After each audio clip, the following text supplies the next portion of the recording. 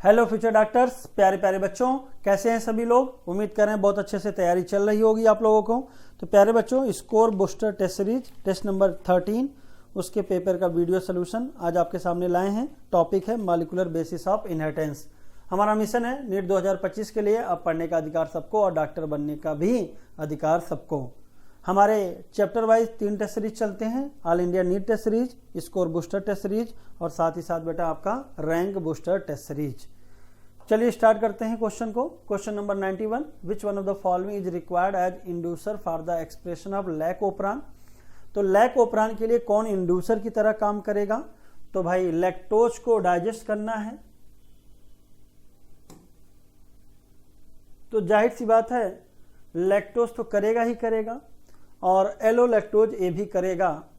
इसको कलेक्टिवली हम लोग बोलते हैं बीटा गैलेक्टोसाइड्स, यानी सबस्ट्रेट हैं, और इस पर वर्क करने वाले एंजाइम को बोलते हैं बीटा गैलेक्टोसिडेज। तो 91 का आंसर हो जाएगा third. Question number 92, what is 5 × 174 a type of retrovirus. तो रेट्रोवायरस का शर्त होना चाहिए कि सिंगल स्टैंडर्ड आरएनए हो बेटा, और साथ ही साथ रिवर्स ट्रांसक्रिप्टेज एंजाइम भी पाया जाए जो आरएनए से क्या बना ले, डीएनए। तो भैया ये 5 × 174 सिंगल स्टैंडर्ड डीएनए होता है, एक बैक्टीरियोफाज है, यानी जो अटैक करेगा बैक्टीरिया पे, और साथ ही साथ बेटा इसमें न्यूक्लियोटाइड का नंबर दिया है 5386 न्यूक्लियोटाइड। चलिए मैच कराते हैं। A type of infectious agent to human, नहीं ह्यूमन नहीं, बैक्टीरियोफाज है, बैक्टीरिया को अटैक करता है, इकोलाई को।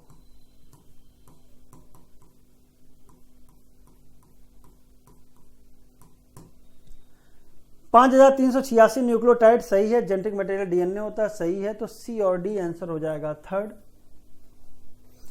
लैम्डा बैक्टीरियोफाज में ये भी याद कर लेना, लैम्डा फाज में जो डबल स्ट्रैंड डीएनए होता है 48,502 बेस पेयर पाए जाते हैं। इकोलाई में 4.6 × 10⁶ बेस पेयर और ह्यूमन के हेप्लॉइड कंटेंट में 3.3 × 10⁹ बेस पेयर पाए जाते हैं। Question number 93, The discontinuously synthesized fragments are later joined by the enzyme। तो कहते हैं वह डीएनए का टेम्पलेट स्ट्रैंड जिसकी पोलैरिटी 5:3 होती है, उस पे उलट के अवे फ्रॉम फोर्क बनता है और धीरे धीरे खुलता जाएगा, बनता जाएगा, तो डिसकंटिन्यूअसली सिंथेसाइज होगा। बाद में प्राइमर को रिमूव करके नया डीएनए लगा के जोड़ा जाता है डीएनए लाइगेज के जरिए। तो आंसर हो जाएगा 93 का first. Which one of the following is the correct statement with reference to eukaryote?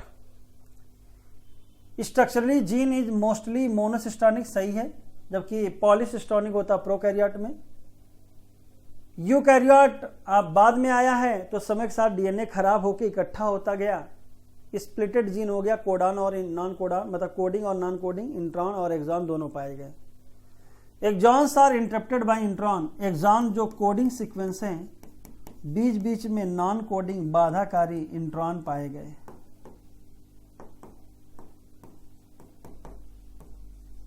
तो सारी बातें सही हैं। 94 का आंसर हो जाएगा फोर्थ। यूकैरियोट में पाया जाता है, जबकि प्रोकैरियोट अभी सबसे पहले भाई अगर लिविंग में कौन सा ग्रुप बना था तो प्रोकैरियोटिक, जिसका जेनेटिक मटेरियल डीएनए था, सारे के सारे सीक्वेंस वर्किंग थे, यानी एक्सॉन थे। In bacteria, how many type of DNA dependent RNA polymerase that catalyze transcription of all type of RNA in bacteria? तो कहते हैं single type of RNA polymerase सारे प्रकार के आरएनए बैक्टीरिया में बना लेता है, लेकिन अगर यूकैरियोट की बात करें तो पलट दें तो कितने प्रकार का हो जाएगा, 3 types, RNA polymerase 1, RNA polymerase 2 and RNA polymerase 3। 5'T 5s ribosomal RNA, SNRNA और tRNA। RNA polymerase 2 precursor of mRNA HNRNA बनवाएगा, और RNA polymerase 1 28S 18S and 5.8S ribosomal RNA को बनवाएगा। तो ये यूकैरियोट के लिए रहेगा, ध्यान रखिएगा। फ्यूचर में क्वेश्चन यही आता है, बहुत ज्यादा पूछा जाता है, कौन क्या बनवाता है। Question number 96, which are the following few salient feature of human genome project. The human genome contains 3164.7 million base pair, बिल्कुल सही है। द एवरेज जीन 3000 बेसेस का होता है, लेकिन साइज वेरी होता है। डिस्ट्रोफिन जीन 2.4 मिलियन बेसेस का पाया जाता है, लार्जेस्ट जीन होता है। 1.4 मिलियन लोकेशन थे जहां पे सिंगल डीएनए का डिफरेंस पाया जाता था बेस का, इसको बोलते हैं सिंगल न्यूक्लियोटाइड पॉलीमॉर्फिज्म। तो सारी बातें सही हो गई, SNP साथ में बोलते हैं। With reference to given below diagram, below depicting a process taking place in bacteria, 23S ribosomal RNA enzyme that catalyse a peptide bond between A and B is known as. तो A और B के बीच में बना रहा है। तो भाई ये आपको यहां से देखिए, आप कैसे पहचानना पड़ेगा, ध्यान से देखिए। कोडान उठाइए, जैसे GCA, अरे है GUU, तो इस अमीनो एसिड को पहचानना है, GCA GUU। बॉन्ड कौन बनाता है? 23S राइबोसोमल RNA, राइबोजाइम, या इसका एक नाम और बोलते हैं पेप्टाइडिल ट्रांसफरेज। और यूकैरियोट में 28S टाइप का होता है। अब GCA क्या बनाता है और GUU क्या बनाता है, ये आपको आना चाहिए। तो अगर हम बात करें बेटा, तो GCA आपका एलानिन बनाता है और GUU ये बेटा आपका बनाता है वैलिन। तो आंसर तो आपका 4th हो जाएगा 97 का, एलानिन और वैलिन। अब कई बच्चे पढ़ेंगे सर हम कैसे याद करेंगे, पहले तो दिख ही नहीं रहा है कि क्या लिखा है। दूसरा फिर हो सकता है कि सर ये भी नहीं दिख रहा है कि ये कैसे कोडान याद करेंगे। तो कोडान को याद करने का मैं एक हिंट दे देता हूं, बाकी आप लोग ऐसे ही याद कर पाएंगे, नहीं तो ना तो हम याद कर पाएंगे ना तो आप। तो इसमें बेटा आपके खाने बनाइए, 4 वर्टिकल 4 हॉरिजॉन्टल, तो टोटल हो जाएंगे 16 खाने। हर खाने में 4 कोडान होने चाहिए, UCAG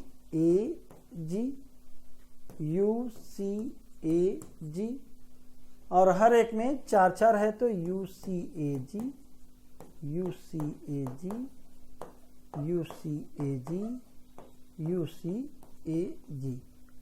ये पहला लेटर है,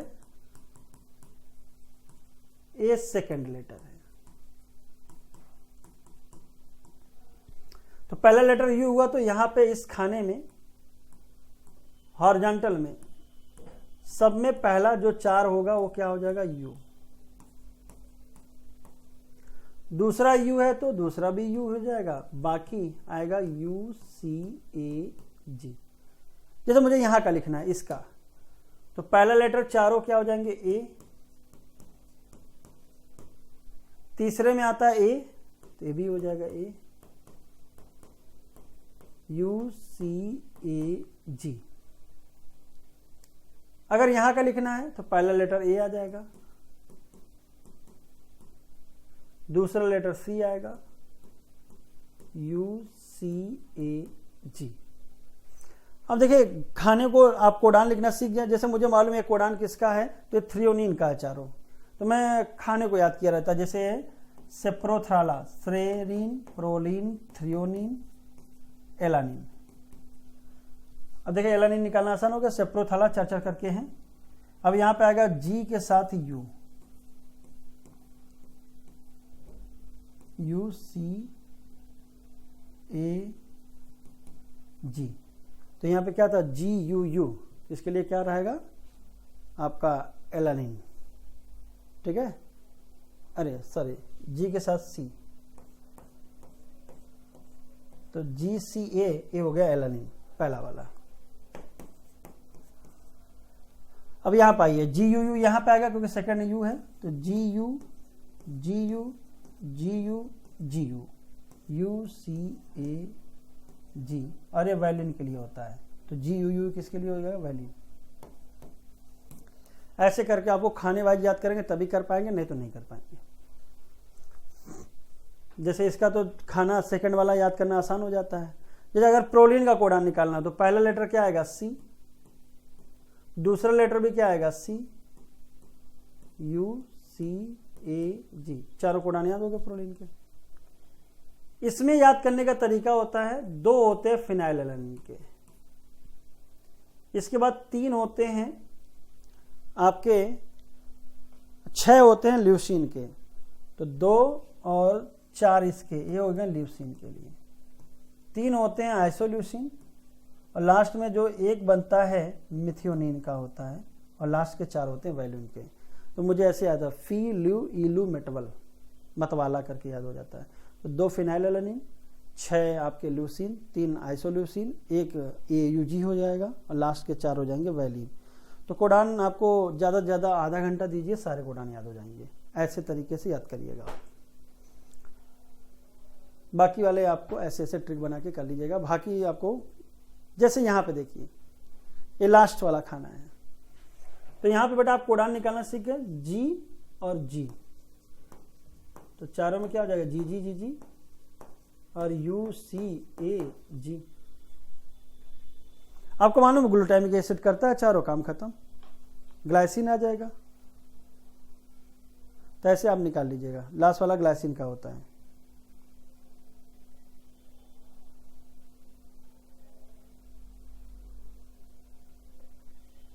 Which one of the following amino acid are coded by only one codon?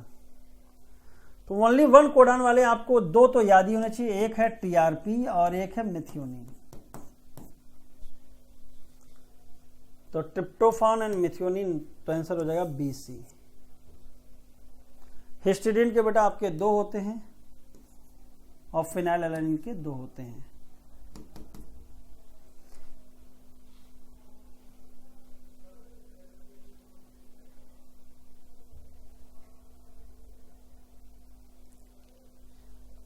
Question number 99. In an individual, DNA from every tissue shows same degree of polymorphism. तो देखिए हाई डिग्री ऑफ पॉलीमॉर्फिज्म मतलब बहुरूपी है, लेकिन ये होगा जब एक individual का दूसरे इंडिविजुअल से क्या किया जाएगा, कंपैरिजन, रेपिटेटिव डीएनए सीक्वेंस का।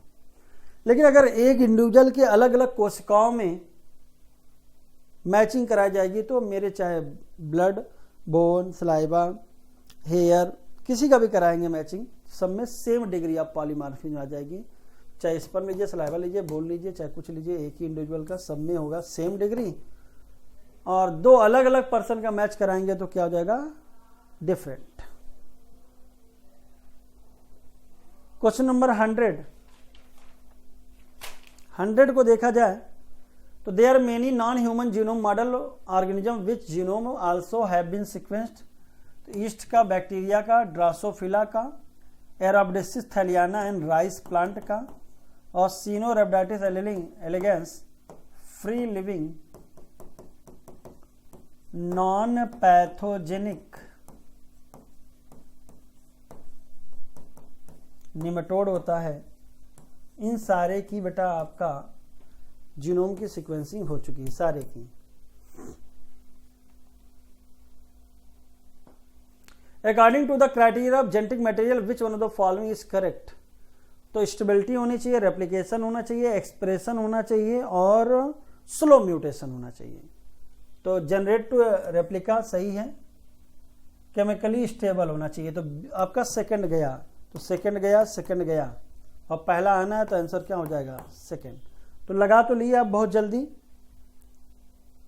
इसको फॉर फास्ट नहीं होना चाहिए, स्लो म्यूटेशन। और मेंडेलियन कैरेक्टर के रूप में एक्सप्रेस करना, ये हो जाएगा बेटा आपका एक्सप्रेशन। तो stability, replication, expression and slow mutation, ये 4 प्रॉपर्टी होनी चाहिए जेनेटिक मटेरियल में। एक्सप्रेशन के मामले में आरएनए डीएनए से बेटर है, बाकी 3 मामलों में डीएनए आरएनए से बेटर है। Question number 102,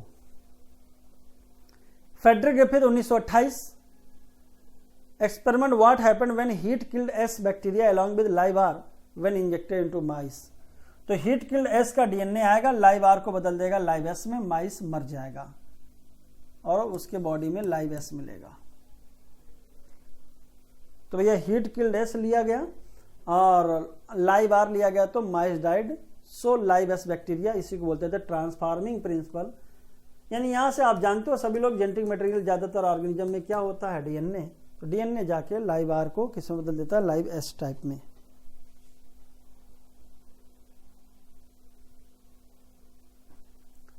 what is the true for genetic code? Genetic code के लिए कौन कौन सी बातें सही है?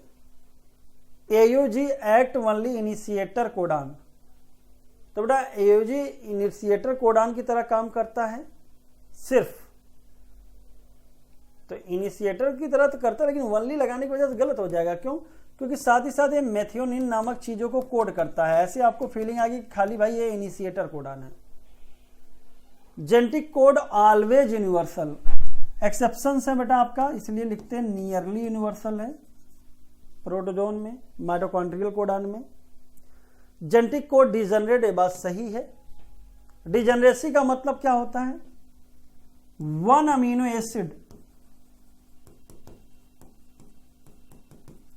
is coded by more than one codon, so these codons are equal यानी degenerate. Genetic code in mRNA contiguous, no punctuation, full stop and comma, इसलिए contiguous fashion में होता है। तो आंसर हो जाएगा सही third and fourth,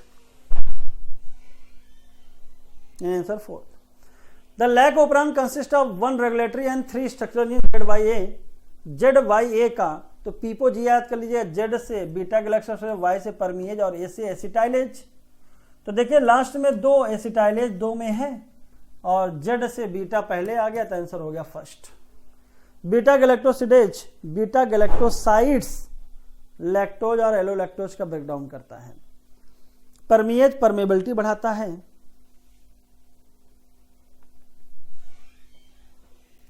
what is the charging of tRNA? तो कहते हैं ड्यूरिंग ट्रांसलेशन पहला स्टेप यही होता है अमीनो एसाइलेशन या चार्जिंग ऑफ टीआरएनए। तो अमीनो एसिड पहले चार्ज खुद होगा, फिर वो जुड़ जाएगा 3' एंड ऑफ टीआरएनए। तो amino acid are activated in the presence of ATP और फिर अपने कॉग्नेट टीआरएनए से जुड़ जाएगा, इसी को बोलते हैं चार्जिंग या अमीनो एसाइलेशन ऑफ टीआरएनए। तो फर्स्ट स्टेप डी है।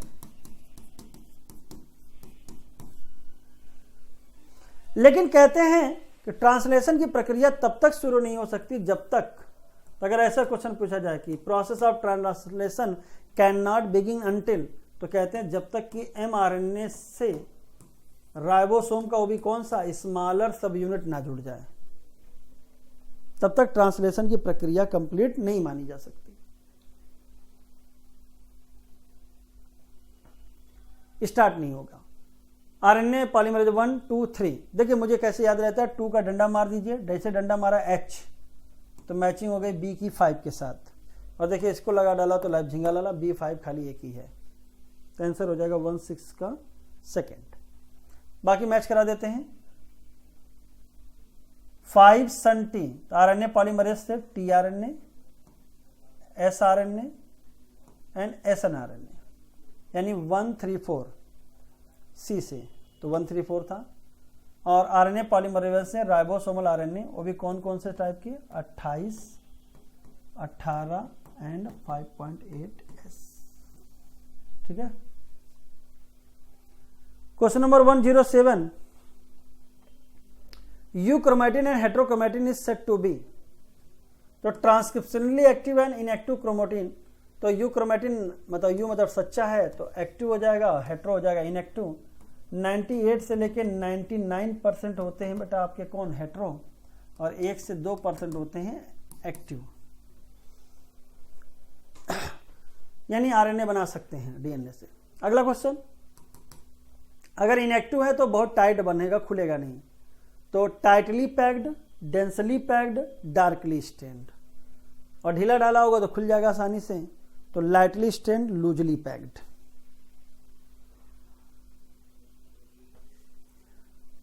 Question number 810, the length of DNA molecule greatly exceeds then dimension of nucleus. Nucleus के डायमेंशन से बहुत ज्यादा है, लाख गुना ज्यादा है, क्योंकि न्यूक्लियस माइक्रोन में है और जो डीएनए है अगर यूकैरियोटिक हो तो मीटर में है।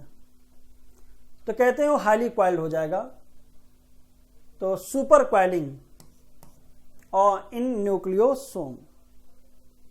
तो कहते हैं किसकी बात किया जाता है, यूकैरियोटिक। तो यूकैरियोटिक में न्यूक्लियोसोम बनता है। न्यूक्लियोसोम कैसे बनता है, तो कहेंगे कि 200 base pair long DNA thread, एक octamer H2A, H2B, H3, H4, हर एक के 2 मॉलिक्यूल के उसके चारों तरफ लिपट जाएगा, तो बना हुआ स्ट्रक्चर कहलाएगा न्यूक्लियोसोम। ऐसे न्यूक्लियोसोम जोड़ के बनाएंगे क्रोमैटिन, क्रोमैटिन मिलके बनाएगा क्रोमैटिन फाइबर, फिर उसके बाद क्रोमैटिड या क्रोमोजोम बन जाएगा।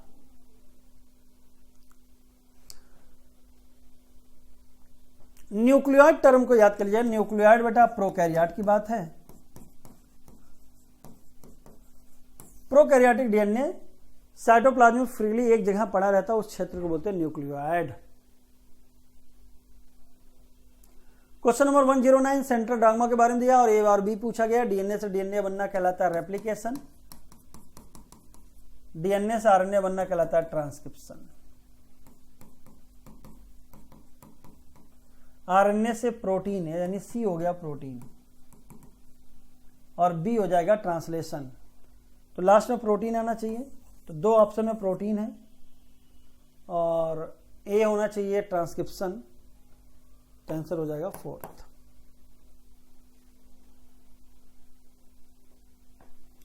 विच of the following are correct in purine number of ring 2। तो प्यूरिन में एडेनिन और ग्वानिन पाए जाते हैं, 2 हेट्रोसाइक्लिक रिंग पाई जाती है, एडेनिन ग्वानिन प्यूरिन है। पैरामिडिन में नंबर ऑफ रिंग हेट्रोसाइक्लिक 1 होगा। साइटोसिल, यूरासिल, थायमिन किस में आते हैं, पैरामिडिन में। तो सारी बातें सही हैं, आंसर हो जाएगा 4th। आसान रहा क्वेश्चन। Spliceosomes are not found in which cells. पहली बात, स्प्लिसियोसोम्स क्या होते हैं, तो helps in RNA splicing, RNA को स्प्लाइस यानी इंट्रॉन के रिमूवल में हेल्प करेगा। ये बना किससे होता है, तो कहते हैं एसन आरएनए प्लस प्रोटीन, जिसको शॉर्ट में स्नरप्स या एसन आरएनपी भी बोलते हैं।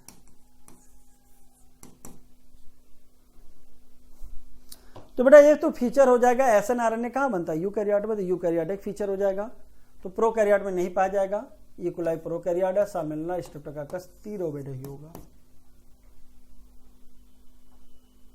Question number 112। Question number 112, if a sample of B DNA with length 8.5 metre then number of base pair present in this sample. तो बेटा आपको पता होना चाहिए, बी डीएनए से कंफ्यूज मत करिएगा। डीएनए के टाइप होते हैं Z type, A type, B type, C type DNA. यानी हमारे जो सिलेबस में होता है most common DNA B type, जिसमें एक टर्न में 10 बेस पेयर होते हैं। एक बेस पेयर का जो डीएनए की लंबाई में भागीदारी होती है वो होती है बेटा 0.34 नैनोमीटर, और टोटल पिच का जो लेंथ होता है वो 3.4 नैनोमीटर। तो कभी भी डीएनए का लेंथ दिया हो तो फार्मूला होता है length equal to number of base pair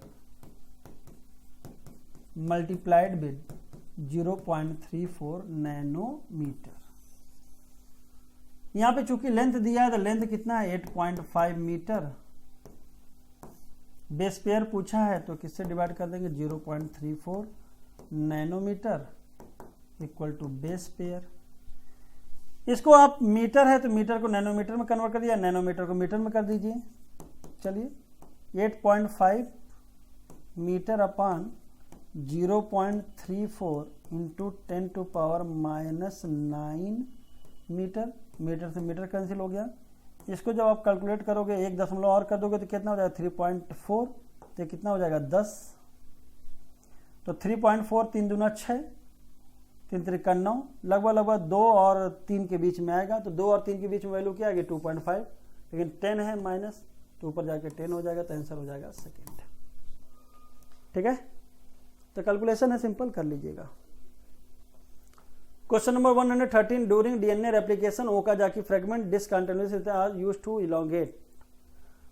अब बेटा ओकाजाकी फ्रेगमेंट वही बनेगा जो स्टैंड की पोलरिटी कौन सा होगा, जो 5:3 वाला होगा।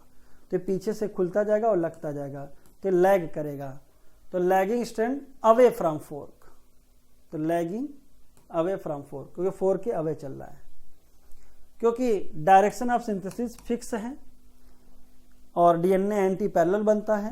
तो जो 3 से 5 वाला होता है उसमें 5 से 3 लगातार बनना चला जाएगा, लेकिन जो 5 से 3 वाला टेम्पलेट है उसमें अगर 5 से 3 बनाओगे तो 5-5 पैरेलल हो जाएगा, तो उलट के लगेगा, अवे फ्रॉम फोर्क होगा एंड लैग करेगा।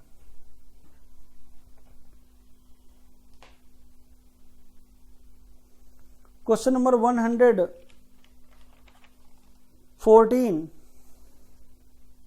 विच one of the following experiment in which radioactive element compound are used? Frederick Griffith experiment, Hershey and Chase experiment, Michelson and Stahl experiment, Taylor TH Morgan experiment। तो Frederick Griffith ने तो बेटा bacteria use किया था, तो वहां पे radio active नहीं था। हर्शे एंड चेज ने यूज किया था S35 and P32 1952, unequivocal proof that DNA act as a genetic material। मिजेल्सन and stall ने N15 और N14 लिया था, N14 नॉर्मल, N15 हैवी, लेकिन नॉन रेडियो एक्टिव था इसलिए नहीं होगा। टेलर ने रेडियो एक्टिव थायमिडीन लिया था और ये प्रूव करता था कि डीएनए ही जेनेटिक मटेरियल होता है। Semi conservative mode of DNA replication in Vicia faba eukaryote, Taylor साहब ने। थॉमस हंट मॉर्गन ने ड्रोसोफिला पे एक्सपेरिमेंट किया था, इन्होंने कोई रेडियो एक्टिव मटेरियल नहीं यूज किया था। तो 2 जगह पे बी और डी आंसर हो जाएगा second. 2 strand of double helix model are held together by, तो कहते हैं 2 हेलिक्स के जो स्टैंड होते हैं उनके बीच में hydrogen bonding, constant base pairing, purine के सामने पैरामिडिन।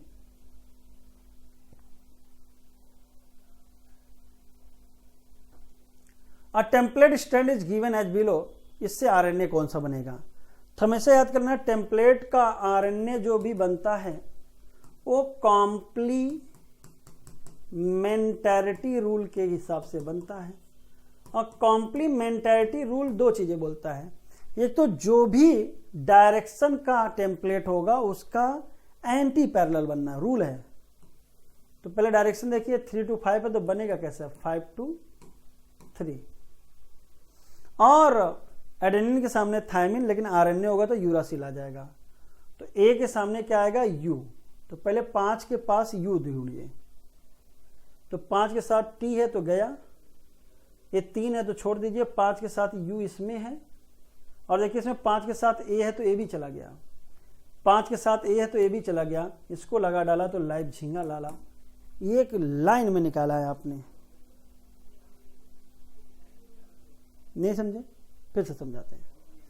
कॉम्प्लीमेंटैरिटी रूल जो भी है, टेम्पलेट की बात कर रहे हैं, जिससे बने, चाहे डीएनए का टेम्पलेट हो चाहे आरएनए का टेम्पलेट हो, जब भी उस टेम्पलेट से कोई नया स्ट्रैंड बनेगा तो रूल ऑफ कॉम्प्लीमेंटैरिटी फॉलो होगा।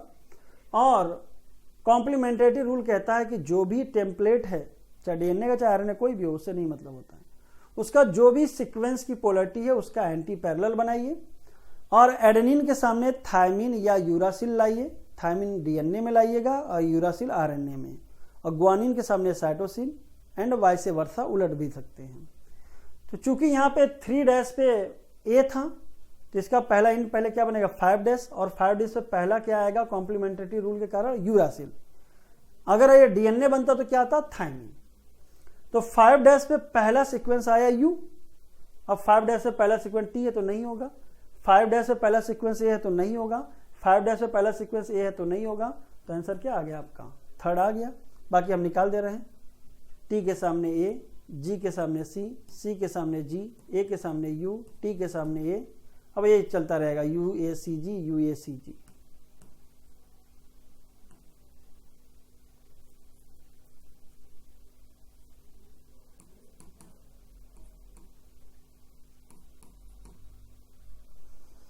चाहिए बनाइए।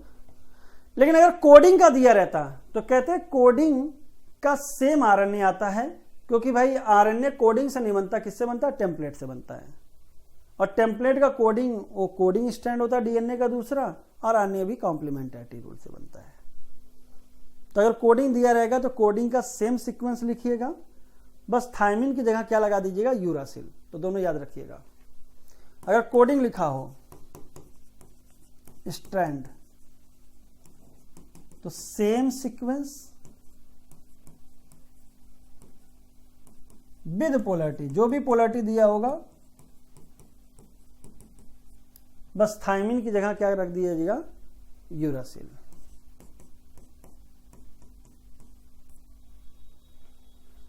चलिए question number 117, which one of the following serve dual purposes in replication process?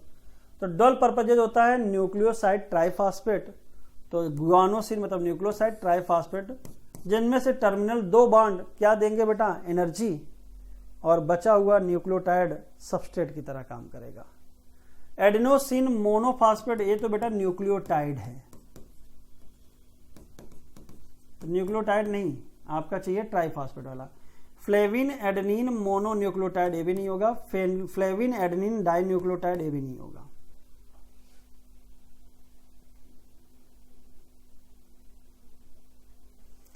The size of VNTR varies इन, तो 0.1 से 20 kb के रेंज में आता है, ये आपको डेटा याद करना होगा।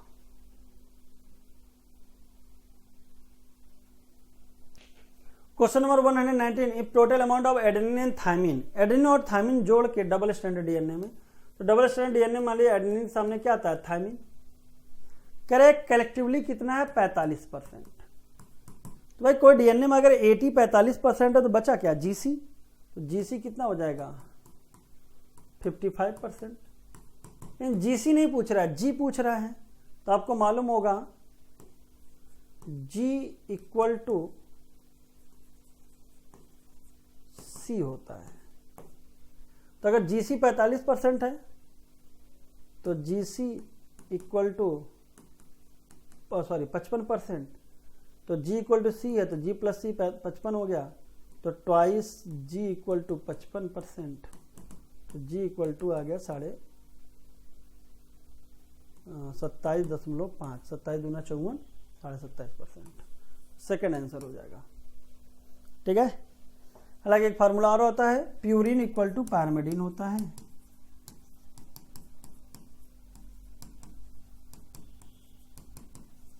A plus G equal to C plus T.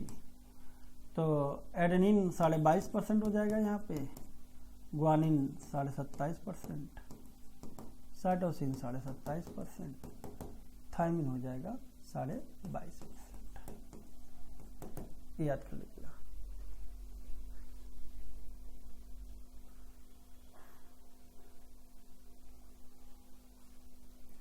RNA is the genetic material in which virus, किस वायरस में होता है? टोबैको मोजैक वायरस में होगा, क्यूबी बैक्टीरियोफाज में, HIV में, पोलियो में, सब में होगा। आंसर लिख लीजिएगा फर्स्ट।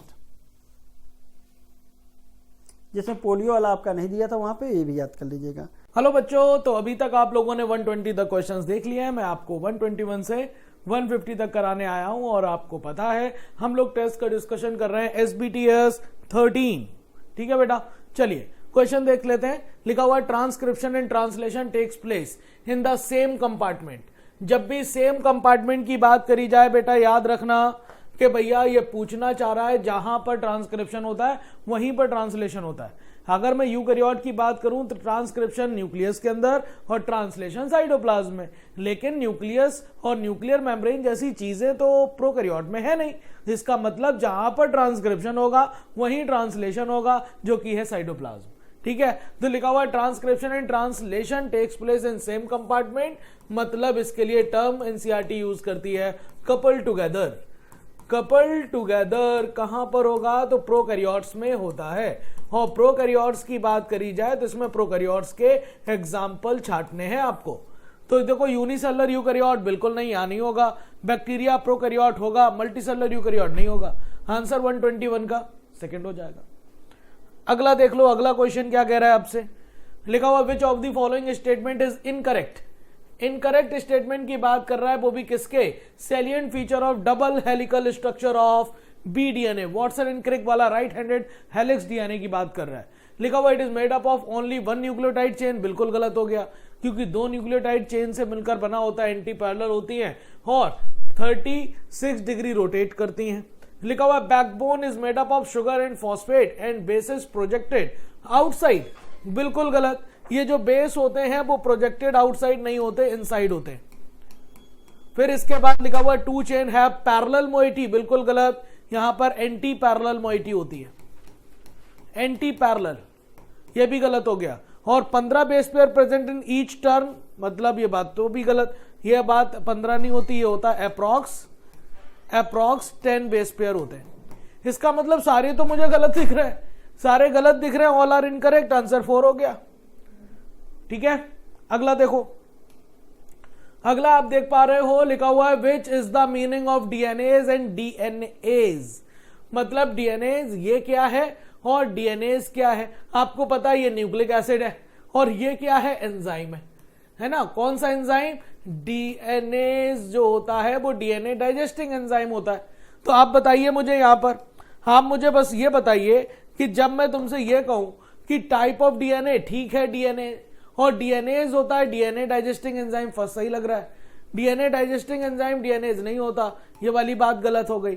टाइप ऑफ डीएनए और पॉलीमरेज एंजाइम, गलत बात, आपके पास ये भी गलत बात। जवाब क्या हो गया, फर्स्ट 123 का फर्स्ट, डीएनए एक न्यूक्लिक एसिड है और डीएनएज एक एंजाइम है, मतलब प्रोटीन है, और वो भी किसे डाइजेस्ट करेगी, डीएनए को।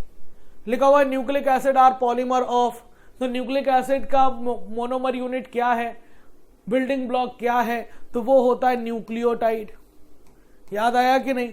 और न्यूक्लियोटाइड बना होता है शुगर, फॉस्फेट एंड बेस से, शुगर, फॉस्फेट एंड बेस से मिलकर बना होता है। तो इसका जो न्यूक्लिक एसिड, अमीनो एसिड का बिल्डिंग ब्लॉक नहीं है, न्यूक्लियोसाइड नहीं है, न्यूक्लियोटाइड होगा। आंसर आपके पास 124 का थर्ड हो जाएगा। ठीक है, अगला देख लो, लिखा हुआ which one of the following is the genetic material, इसमें से कौन जेनेटिक मटीरियल है। भैया जेनेटिक मटीरियल के तौर पर न्यूक्लिक एसिड पाया जाता है, आपको ये बात पता है। और न्यूक्लिक एसिड में दो तरह के आपके पास होगा, एक डीएनए और एक आरएनए, और डीएनए आरएनए दोनों जेनेटिक मटीरियल है, लेकिन most of the organism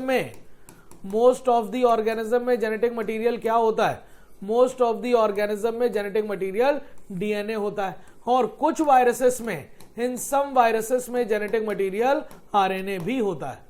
RNA first genetic material है और बेस्ट जेनेटिक मटीरियल डीएनए, तो यहां पर आरएनए भी जेनेटिक मटीरियल है, डीएनए भी है, प्रोटीन नहीं है। आंसर क्या बन जाएगा, 4, 1 and 2। अगला क्वेश्चन देख लीजिए, अगला क्वेश्चन आपके पास क्या कह रहा है, वो आपके कह रहा है विच one of the following is not component of DNA, इसमें से कौन डीएनए का कंपोनेंट नहीं है। डीएनए में एडेनिन होता है, बिल्कुल होता है। डीएनए में यूरेसिल नहीं होता है, ग्वानिन भी होता है, साइटोसिन भी होता है, और यूरेसिल की जगह थाइमीन होता है। तो आपके पास जो नॉट कंपोनेंट की बात कर रहा है वो यूरेसिल हो गया। आंसर क्या हो जाएगा, 126 का सेकेंड। ठीक है, अगला क्वेश्चन बताओ, लिखा हुआ unequivocal proof of the DNA is the genetic material came from the experiment of.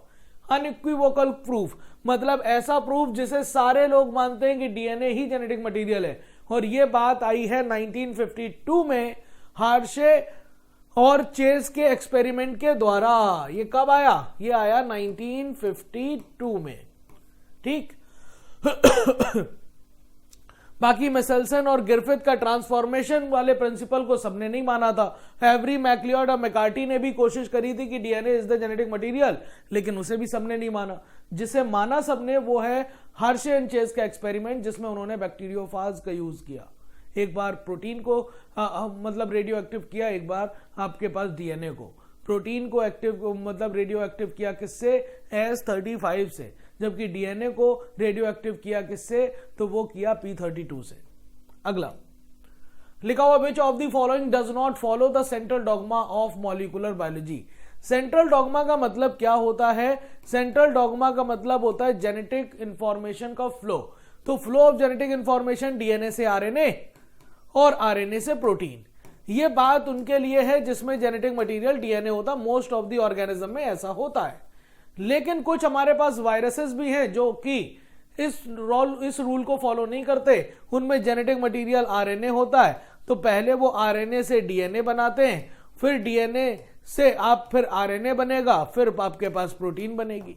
तो कहने का मतलब ये है कि यहां पर रिवर्स ट्रांसक्रिप्शन देखने को मिलेगा। तो जो भी वायरसेस हैं जिनमें जेनेटिक मटेरियल आरएनए है वो इस लॉ को फॉलो नहीं करते। तो ये पी जो हो गया वो यूकैरियोट हो गया, फॉलो करेगा।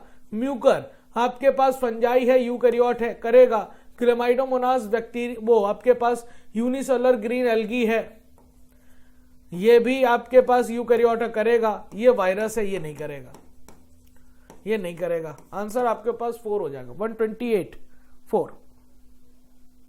अगला बताओ, लिखा हुआ which one of the following is correct set of, correct set बताना है किसका, नॉनसेंस एंड स्टॉपिंग कोडॉन।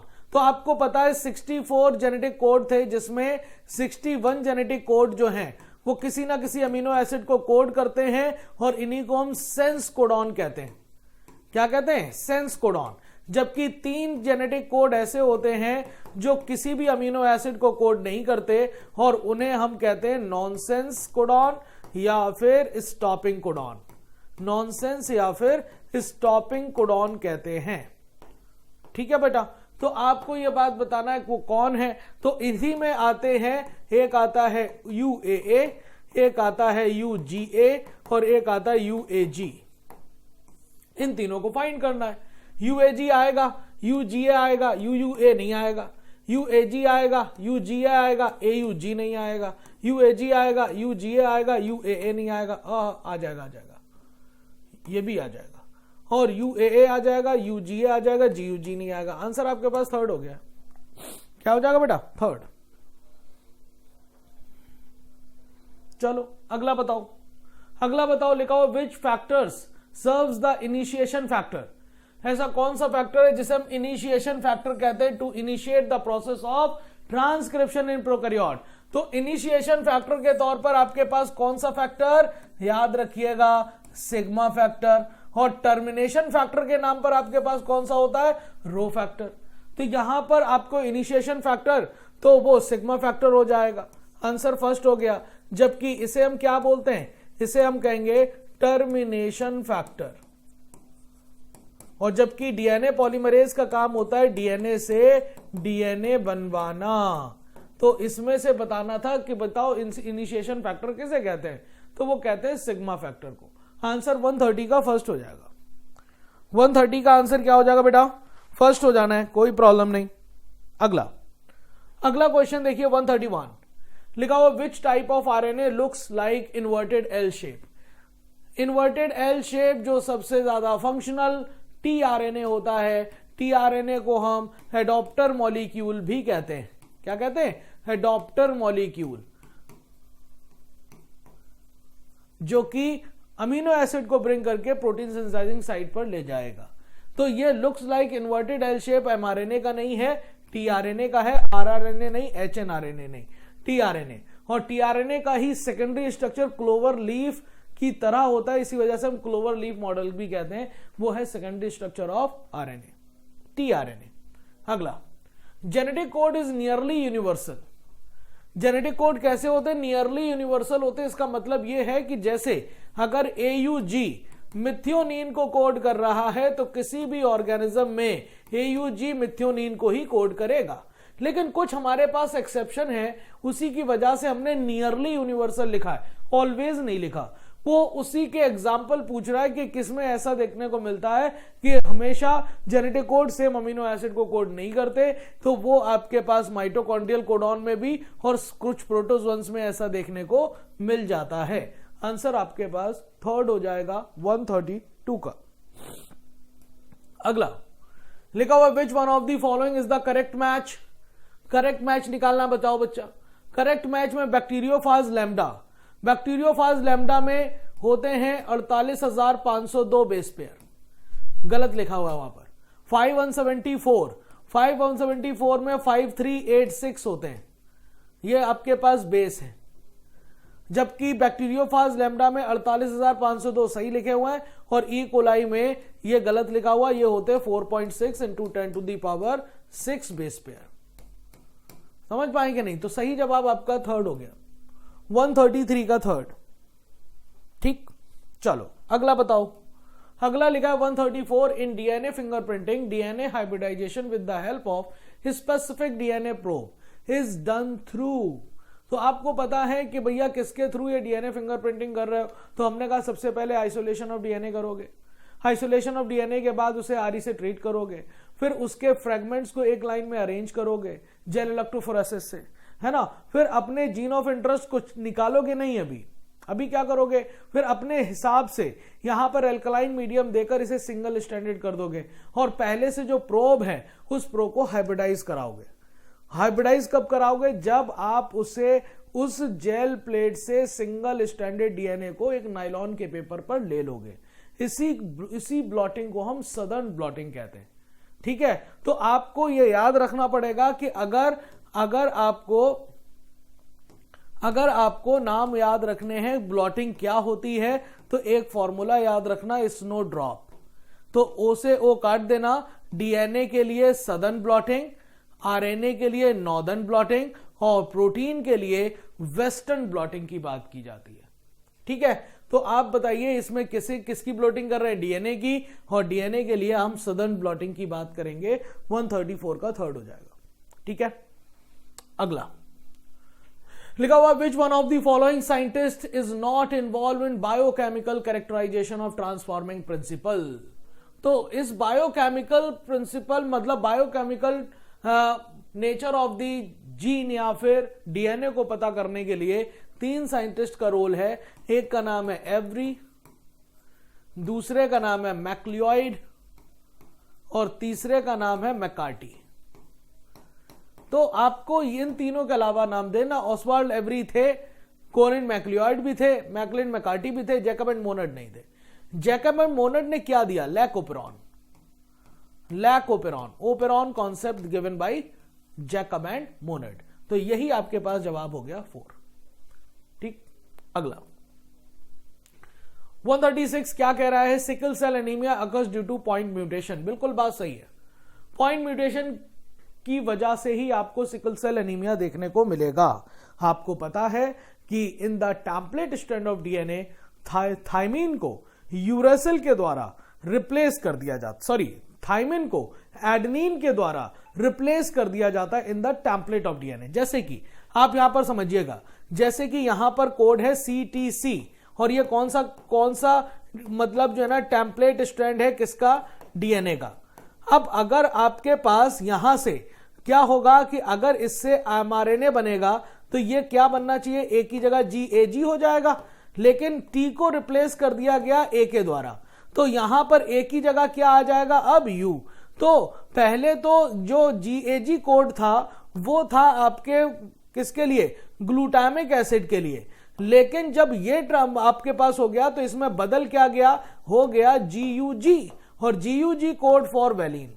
यहां पर 6th पोजीशन पर आपको अमीनो एसिड में वैलिन आ जाता है। आना क्या चाहिए था? Glutamic acid. और लो ऑक्सीजन टेंशन कंडीशन में वैलिन दूसरे वैलिन के साथ पॉलीमराइज हो जाता है, जिससे आरबीसी का शेप सिकल शेप हो जाता है। तो आपके लिखा point mutation is change in single base pair gene of beta globin chain result in the change of amino acid residue glycine to valine. ये ग्लाइसिन नहीं है बेटा, ये वाली बात गलत हो गई, क्योंकि ग्लाइसिन की जगह आपके पास वैलिन नहीं आया, ग्लूटामिक एसिड की जगह आया है, ग्लूटामिक एसिड टू वैलिन। तो आप बताइए यहां पर असर्शन सही है, रीजन सही नहीं है, तो आंसर आपका सेकंड हो जाएगा, 136 का सेकंड आ जाएगा बेटा। ठीक है, अगला क्वेश्चन देख लो। लिखा हुआ विच क्रोमोसोम हैज मोस्ट जीन। सबसे ज्यादा जीन किस क्रोमोसोम पर पाए जाते हैं? तो याद रखिएगा क्रोमोसोम 1। ठीक है, और आपको पता है सबसे कम जीन किस में पाए जाते हैं? तो वाई में, लगभग 231, है ना। तो आप इस बात को देख लीजिएगा, तो सबसे ज्यादा आपके पास आ जाते हैं क्रोमोसोम 1 पर, और क्रोमोसोम 1 की बात करी जाए तुमसे तो ये लास्ट में सीक्वेंस किया गया था, वेरी लास्ट में सीक्वेंस किया गया था, और कहा जाता है कि ये काम 2006 तक हो पाया था, तभी 2003 का टारगेट रखा गया था, 6 तक हो पाया था, और ये है ह्यूमन जीनोम प्रोजेक्ट। 37 का फर्स्ट होगा। 38 क्वेश्चन आपके पास क्या कह रहा है, लिखा हुआ है कि sickle cell anaemia what happens normal HbA gene to sickle cell HbS gene, क्या हो जाता है। तो आपको पता है, अभी मैंने कहा CTC, तो ये आपके पास टेम्पलेट स्ट्रैंड है। कौन सा स्ट्रैंड है? टेम्पलेट स्ट्रैंड है डीएनए का। इस टी को रिप्लेस कर दिया जाता है ए के जरिए, तो thymine is replace by adenine, ये हुआ है, ठीक है। क्योंकि आप समझिएगा यहां पर ये टेम्पलेट स्ट्रैंड की बात कर रहा है, याद रखिएगा डीएनए के टेम्पलेट स्ट्रैंड को टी को रिप्लेस किया गया ए के द्वारा, जबकि एमआरएनए पर एडेनिन को रिप्लेस किया गया यू के द्वारा। अगर मैं जेनेटिक कोड की बात करूं तो जेनेटिक कोड में क्या चेंज आया, तो GAG को रिप्लेस किया किसने? GUG ने। और अगर मैं पॉलीपेप्टाइड चेन की बात करूं तो पॉलीपेप्टाइड चेन में क्या हुआ, तो पॉलीपेप्टाइड चेन में यह हुआ कि ग्लूटामिक एसिड को रिप्लेस किया गया किसके जरिए? वैलीन के जरिए। कौन सी पोजीशन हो गई, तो ये ग्लूटामिक 6th पोजीशन पर है, और वो भी कौन सी चेन है? बीटा चेन है। सारे क्वेश्चन आप समझ लीजिए। तो आंसर तो यहां पर फर्स्ट हो गया, 138 का फर्स्ट। देख लीजिएगा क्या पूछा है, डीएनए में बेस का चेंज पूछा है, आरएनए में बेस का चेंज पूछा है, कोडॉन पूछा है, कौन सा जेनेटिक कोड चेंज हुआ, पॉलीपेप्टाइड में अमीनो एसिड का चेंज पूछा है, कौन सी पोजीशन पर पहुंचा है, और कौन से चेन पर पूछा है। ऐसा आपको सवाल मिल सकता है। आगे देखिए 139 लिखा हुआ the technique of DNA fingerprinting was initially developed by, तो सबसे पहले किसने डेवलप किया, तो पूरे वर्ल्ड की अगर बात करी जाए तो एलेक्स जेफरी का नाम है, और इंडिया में अगर पूछा जाए तो डॉक्टर लाल जी सिंह, ठीक है। इंडियन डीएनए फिंगरप्रिंटर, इंडिया में डीएनए फिंगरप्रिंटिंग के पीछे का नाम किसका है? इन इंडिया वो है डॉक्टर लाल जी सिंह, ठीक है। 139 के बाद 140 देखिए क्या लिख रहा है, लिखा हुआ which is considered as first genetic material. यार हमने अभी बताया था फर्स्ट जेनेटिक मटेरियल के तौर पर क्या होता है? आरएनए होता है, और आरएनए से प्रोटीन तुरंत बन जाएगी, ये किसी पर डिपेंड नहीं है। तो कहा जाता है कि आरएनए बेस्ट है जेनेटिक इंफॉर्मेशन को एक्सप्रेस करने के लिए, लेकिन ये आरएनए चूंकि अनस्टेबल होता है, तो कहते हैं स्टेबिलिटी के बिहाफ पर आरएनए बेटर नहीं है। हमने कहा कि अगर जेनेटिक इंफॉर्मेशन को स्टोर करना है तो डीएनए इज बेटर, तो आरएनए से क्या करना पड़ा? मॉडिफिकेशन करके हमें डीएनए में बदलना पड़ा है, ठीक है। तो आपको समझना कि फर्स्ट जेनेटिक मटेरियल के तौर पर आरएनए होता है। आंसर सेकंड होगा 140 का, ठीक है। अगला देखिए 141 लिख रहा है each E coli divide how many times. हाँ भैया, ई कोलाई जो है ना आपके पास 20 मिनट में डिवाइड कर जाता है, और अगर पूछा जाए इसका डीएनए कितनी देर में डुप्लीकेट हो जाता है, तो डीएनए इसका डुप्लीकेट हो जाता है, उसका रेट दिया हुआ है 2000 बेस पेयर पर सेकेंड, और इस तरह से 18 मिनट लगते हैं पूरा का पूरा डीएनए डुप्लीकेट करने में। ई कोलाई 142 देखिए क्या लिखा हुआ है, considering Meselson and stall experiment if the ratio of heavy, intermediate और लाइट। फर्स्ट जनरेशन क्या है आपके पास? 2 हाइब्रिड है, मतलब 2 इंटरमीडिएट है। Then what will be the ratio of heavy, intermediate, light in third generation. Third generation का मतलब ये बात कर रहा है 60 मिनट के बाद, 60 मिनट के बाद। तो देखिए आपके पास एक बात समझिएगा कि अगर मैं तुमसे बात करूं कि फर्स्ट जनरेशन के बाद क्या हुआ, तो फर्स्ट जनरेशन मतलब आपको 20 मिनट के बाद क्या हुआ था, 20 मिनट के बाद 2 इंटरमीडिएट मिलते हैं। क्या मिलते हैं? 2 इंटरमीडिएट। जबकि आपके पास सेकेंड जनरेशन की जब बात की जाए मतलब 40 मिनट के बाद, तो आपको मिले हैं टोटल 4, और 4 में 2 इंटरमीडिएट हैं और 2 लाइट हैं। जबकि थर्ड जनरेशन की बात करी जाए तो थर्ड जनरेशन मतलब 60 मिनट जो कि क्वेश्चन में पूछ रहा है, टोटल मिलेंगे मुझे 6 टोटल मिलेंगे 4 से 8 हो जाएगा ना, और इसमें 2 मिल जाएंगे इंटरमीडिएट एंड 6 मिल जाएंगे लाइट, है ना। और आपके पास 0 हैवी। और अगर इसी को 4th जनरेशन पूछा जाए मतलब 80 मिनट की बात करी जाए, तो 80 मिनट के बाद ये 8 से 16 हो जाएगा, 2 इंटरमीडिएट रहेंगे और जो आपके पास बचे हुए 14 लाइट हो जाएंगे। तो आपसे क्वेश्चन क्या पूछ रहा है? क्वेश्चन पूछ रहा है थर्ड जनरेशन में आप बताइए। थर्ड जनरेशन की बात है तो आप कह सकते हो कि यहां पर 2 मिलेंगे इंटरमीडिएट, 2 मिल जाएंगे इंटरमीडिएट, 6 मिल जाएंगे आपके पास लाइट और 0 मिल जाएगा हैवी। ये सवाल का जवाब है। ठीक है, तो पहले हैवी की बात करी गई, हैवी 0 होगा, इंटरमीडिएट 2 होंगे और लाइट होंगे 6। तो 0:2:6 कौन सा है? आंसर सेकंड दिख रहा है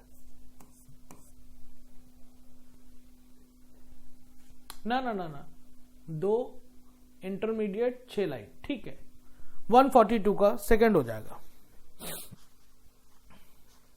ठीक है, गुड। अगला देखिए, अगला आपके पास लिखा what is the number of base pair present in E coli. E coli में कितने बेस पेयर के नंबर पाए जाते हैं? ये तो डायरेक्ट आपके पास लिखा हुआ है 4.6 × 10⁻6 बेस पेयर। तो 4.5 × 10⁻3 नहीं, ये वाला सही है, ये नहीं, ये वाला नहीं। आंसर आपका सेकंड हो जाएगा 143। अगला देख लो, what is the function of deoxyribonucleoside triphosphate. ये है डीएनटीपी, और डीएनटीपी का फंक्शन पूछ रहा है तो इसका डुअल फंक्शन होता है। डुअल फंक्शन क्या है? तो ये सबस्ट्रेट प्रोवाइड कराएगा। क्या प्रोवाइड कराएगा? सबस्ट्रेट। सबस्ट्रेट के नाम पर क्या देगा? Deoxyribose nucleoside monophosphate. और दूसरा जो बॉन्ड तोड़ेगा तो एनर्जी भी प्रोवाइड कराएगा, क्योंकि जो आपके पास डीएनए से डीएनए बनना है वो एनर्जी कंज्यूमिंग प्रोसेस है।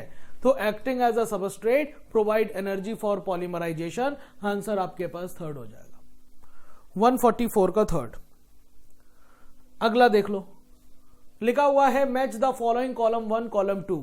मैच करिए, चलिए मैच करेंगे आप। तो डीएनए का रेप्लिकेशन, और डीएनए का रेप्लिकेशन आप कैसे बताओगे? बताइए, डिसकंटीन्यूअस सिंथेसिस आप बोल सकते हो। ठीक है, क्योंकि लैगिंग स्ट्रैंड की बात करी जाएगी 5' to 3'। ठीक, तो डीएनए का क्या हो जाएगा? फर्स्ट डीएनए पॉलीमरेज एंजाइम क्या कराएगा? तो sorry, RNA polymerase, DNA dependent RNA polymerase enzyme transcription करा देगा। ये हो जाएगा थर्ड। टीआरएनए, आपके टीआरएनए के एंटीकोडॉन आर्म होगी, ये हो जाएगा सेकंड। और चारगाफ रूल ये कहता है जितने एडेनिन है उतने थाइमीन होंगे, जितने ग्वानिन है उतने साइटोसिन होंगे, जितने प्यूरिन होते हैं उतने ही पायरिमिडीन होते हैं। ये वाली बात बोली थी। तो आप देखिए first third second fourth, first third second fourth, और फर्स्ट थर्ड सेकंड फोर्थ के लिए आंसर फर्स्ट बन जाएगा 145 का फर्स्ट। ठीक है, अगला देख लो 146। What is the polarity of continuously synthesize new strand of DNA। तो कह रहे हैं, बात को गौर से समझिएगा, ये पोलैरिटी नहीं पूछ रहा है कि कॉन्टिन्यूअस सिंथेसिस ऑफ डीएनए कौन से स्ट्रैंड पर होता है, उसकी पोलैरिटी नहीं पूछ रहे। वो कह रहे हैं कि जो डीएनए कॉन्टिन्यूअसली सिंथेसाइज होता है उसका स्ट्रैंड कैसा होता है। जब भी कभी भी डीएनए से डीएनए बनाएगा डीएनए पॉलीमरेज, तो वो हमेशा कहता है कि न्यू डीएनए हम हमेशा 5' to 3' ही बनाएंगे। क्या बनाएंगे? 5' 3' याद रखिएगा बेटा। और चाहे डीएनए बने चाहे आरएनए बने, हमेशा 5' 3' ही बनता है। आंसर 146 का फर्स्ट होगा। आगे देखिए, लिखा हुआ है the definite region in the DNA from where the replication originate at the known as. तो बताइए वो डेफिनेट रीजन जहां से डीएनए ओपन होता है और रेप्लीकेशन स्टार्ट होता है, इसी पॉइंट को ओरिजिन ऑफ रेप्लीकेशन कहते हैं और उसी को कहते हैं ओराई। तो उस सीक्वेंस को रेप्लीकेशन सीक्वेंस नहीं, हाई एनर्जी सीक्वेंस नहीं, उसे हम ओराई सीक्वेंस कहते हैं। आंसर क्या बन जाएगा? फर्स्ट। ठीक है, चलो अगला बताओ। अगला क्वेश्चन क्या कह रहा है? लिखा हुआ है with respect to the major difference between replication and transcription. Major difference की बात कर रहा है, किसके किसके? रेप्लीकेशन और ट्रांसक्रिप्शन के। तो बताइए, इन transcription only segment of DNA is taken. Transcription मतलब डीएनए से आरएनए बनना, पूरे तो डीएनए से आरएनए बनता नहीं है, तो स्पेशल सेगमेंट में बनता है, उसी को हम ट्रांसक्रिप्शन यूनिट कहते हैं। सही बात है, उसी को हम क्या कहते हैं? Transcriptional unit. फिर लिखा है in replication total DNA of an organism is duplicated. बिल्कुल बात सही है, जब भी रेप्लीकेशन होता है तो पूरे डीएनए का होता है, और डीएनए का जब तक डुप्लीकेशन नहीं होता तब तक S phase of the cell cycle चलती रहती है। In transcription only one of the strand of DNA is copied into RNA. तो ट्रांसक्रिप्शन मतलब डीएनए से आरएनए बनने में एक ही स्ट्रैंड कॉपी बनाता है, वो स्ट्रैंड टेम्पलेट होता है, और टेम्पलेट से ही आपके पास कॉम्प्लीमेंट्री बेस के हिसाब से आरएनए बन जाता है 5' 3'। तीनों बातें सही। 148 का 4, तीनों बातें सही। अगला क्वेश्चन देख लो, लिखा हुआ which type of RNA polymerase is responsible for synthesis of tRNA and 5SN RNA. तो आपको याद रखना कि टीआरएनए की सिंथेसिस कौन करेगा और SN आरएनए की 5SN आरएनए। तो आपके पास SN आरएनए 5S आरएनए होना चाहिए था यहां पर, है ना? हाँ, तो ये वाला टीआरएनए के लिए आपके पास पॉलीमरेज थर्ड आ जाएगा, जबकि पॉलीमरेज 2HN आरएनए बनाता है, हेट्रोजेनस आरएनए। फर्स्ट कौन सा बनाता है? तो अगर ये यूकैरियोटिक है तो आपके पास यूकैरियोटिक है तो ये आपको बनाएगा 18S, 28S एंड 5.8S, ये 3 बनाएगा। ठीक है, जबकि ये क्या बनाता है? ये टीआरएनए बनाएगा, यही आपके पास 5S राइबोसोमल आरएनए बनाएगा, और यही आपके पास SN आरएनए बनाएगा। ठीक है, चलो अगला क्वेश्चन देख लो, और ये हमारे सेशन का आखिरी क्वेश्चन है। Which of the statement are correct with respect to splicing and maturation of RNA. तो करेक्ट आपको बताना है किसके रिस्पेक्ट में? स्प्लाइसिंग और maturation of RNA. Post transcription modification की बात कर रहा है। लिखा हुआ the process involve removal of introns. बिल्कुल, जो इंट्रॉन है, इनएक्टिव पार्ट ऑफ आरएनए है, उसे रिमूव किया जाता है प्रोसेसिंग के दौरान, आपके मैचुरेशन ऑफ आरएनए के दौरान। एचएन आरएनए अंडरगोज कैपिंग, ये बात भी सही है, और ये कैपिंग कौन से एंड पर होती है? तो आप कहोगे 5' एंड पर, है ना? 7 GTP ग्वानोसिन ट्राइफॉस्फेट लग जाता है 5' एंड पर। फिर लिखा है 3 non functional HN RNA undergoes addition of 200 से 300 adenylate residue at the 3' end becomes mature RNA. तो आपके पास कह रहे हैं कि यहां पर जो एचएन आरएनए होता है वहां पर 3' एंड पर 200 से 300 आपके एडेनाइलेज रेजिड्यू लगते हैं, इसी प्रोसेस को हम टेलिंग कहते हैं, और ऊपर वाले को कैपिंग। ये तीनों बातें सही है। 150 का 4। ठीक है बेटा, तो इस तरह से आप लोगों ने हमसे क्वेश्चन देख लिए 125 से 150 तक। ठीक है, ऐसे ही आगे का क्वेश्चन का भी डिस्कशन हो जाएगा आपका, और ऐसे ही आप पढ़ते रहिए। ख्याल रखिए। Thank you so much. Hello everyone. So now question number 151. During which process nucleic acid is copied from one nucleic acid to another? तो central dogma of molecular biology के अकॉर्डिंग इंफॉर्मेशन, जो जेनेटिक इंफॉर्मेशन है, वो flow करती है DNA से mRNA, और mRNA से फिर बनता है प्रोटीन, और ये central dogma of molecular biology Francis Crick ने दिया था। डीएनए से अगर डीएनए बनेगा तो इसको बोला जाता है रेप्लिकेशन। यहाँ पर होगा ट्रांसक्रिप्शन, डीएनए से आरएनए का बनना, और ये हो गया ट्रांसलेशन।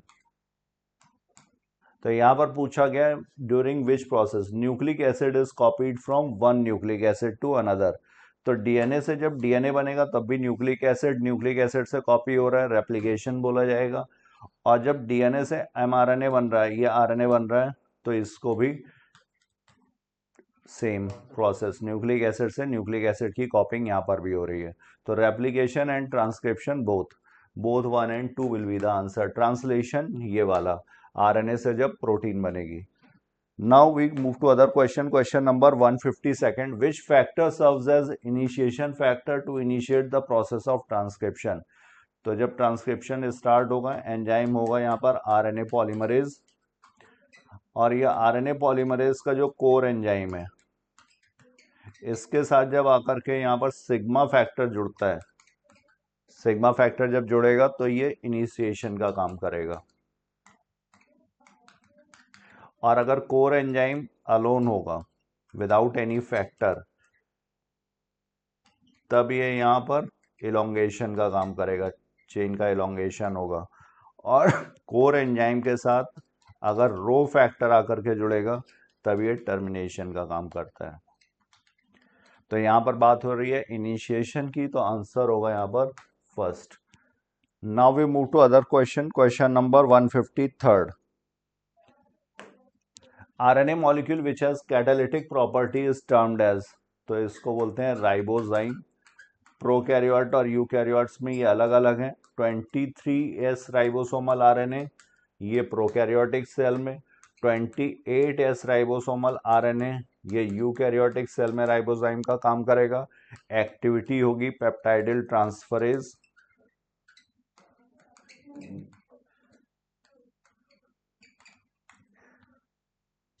वैसे मोस्टली एंजाइम्स क्या होते हैं, प्रोटीन्स। कैटालिटिक एक्टिविटी एंजाइम्स की जो है वो उसका बायोकेमिकल नेचर प्रोटीन्स। तो यहाँ पर करेक्ट आंसर होगा first, ribozyme. Now we move to other question. Question number 154, lagging strand synthesis. तो जब रेप्लिकेशन होगा, रेप्लिकेशन फॉर्क ओपन होगा 3 प्राइम टू 5 प्राइम एक स्ट्रैंड। यहाँ पर जो डीएनए पॉलीमरेज है ये सिंथेसिस करता है 5 प्राइम टू 3 प्राइम डायरेक्शन में। तो ये इसको जगह आगे के लिए मिलती जाएगी, तो ये कहलाएगा leading strand.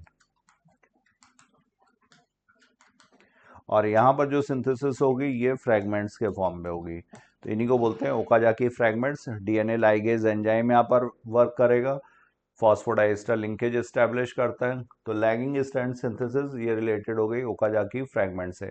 HnRNA processing heterogeneous nuclear RNA.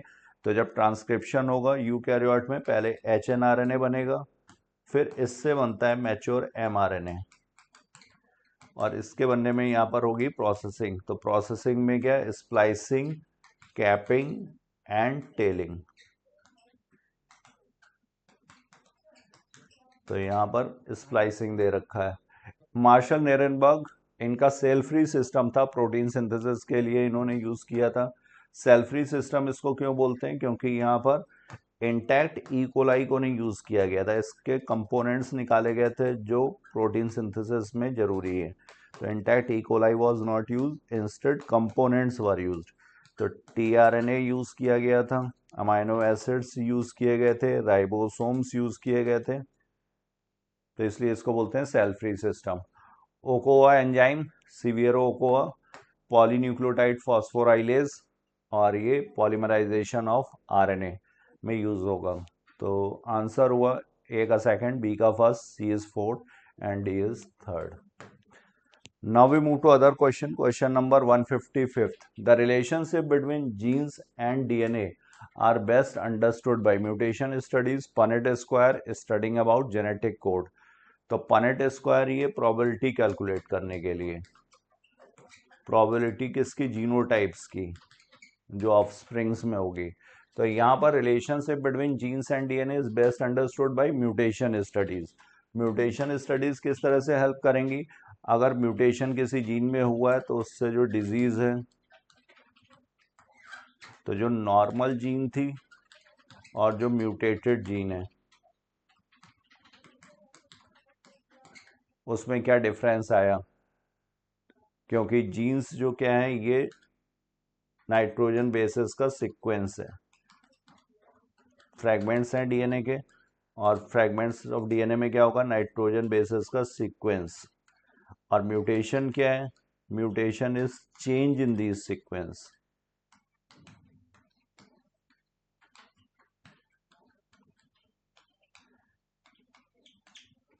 तो इसलिए आंसर होगा यहाँ पर डायरेक्ट रिलेशन किसके साथ है, म्यूटेशन स्टडीज के साथ। Next question number 156, regulation of lac operon by repressor is referred to as. तो रिप्रेसर का यूज करके लैक ओपरॉन, इसको क्या बोला जाएगा, तो लैक ओपरॉन में रेगुलेटर जीन है, प्रमोटर है, ऑपरेटर है और स्ट्रक्चरल जीन। स्ट्रक्चरल जीन में Z, Y and A. Regulator gene को आई से रिप्रेजेंट करते हैं, पी प्रमोटर हो गया, आई ओ ऑपरेटर। ये आई जो होगा ये रिप्रेसर एमआरएनए, रिप्रेसर एमआरएनए, और ये रिप्रेसर एमआरएनए फिर बनाएगा रिप्रेसर प्रोटीन। ये हो गई रिप्रेसर प्रोटीन। तो अगर ग्लूकोज प्रेजेंट है तो लैक ओपरॉन जो मॉडल होगा ये स्विच ऑफ रहेगा, रिप्रेसर प्रोटीन ऑपरेटर से जाके बाइंड कर जाएगी, आरएनए पॉलीमरेज जो होगा वो आकर के यहाँ पर बाइंड नहीं कर पाएगा, जिसकी वजह से आगे ट्रांसक्रिप्शन नहीं होता है। तो ये किस तरह का होगा, ये निगेटिव रेगुलेशन हो गया, इसको इनिबिट कर रहा है। बट अगर ये लैक्टोज या एलोलैक्टोज प्रेजेंट है और ग्लूकोज एब्सेंट है, उस कंडीशन में ये टर्न ऑन हो जाता है। ये यहाँ पर इंड्यूसर का काम करते हैं। इंड्यूसर रिप्रेसर से बाइंड करेगा और इसमें कन्फॉर्मेशनल चेंजेस आएंगे, जिसकी वजह से फिर ये ऑपरेटर से बाइंड नहीं कर पाता। तो आरएनए पॉलीमरेज यहाँ पर प्रमोटर पे आएगा और उसके बाद फिर इसका ट्रांसक्रिप्शन होगा। तो ये एग्जाम्पल किसका हुआ, ये negative regulation, negative inducible regulation, क्योंकि इसको इंड्यूस किया जा सकता है, निगेटिव इंड्यूसिबल रिप्रेसर के द्वारा जो है। वैसे ये अंडर पॉजिटिव रेगुलेशन भी होता है। तो 156 का करेक्ट आंसर हो गया first. Now we move to other question 157, human genome is said to have approximately how many base pairs. तो यहाँ पर 3 बिलियन बेस पेयर्स हैं। जीनोम क्या होता है, हैप्लॉइड सेट ऑफ क्रोमोसोम।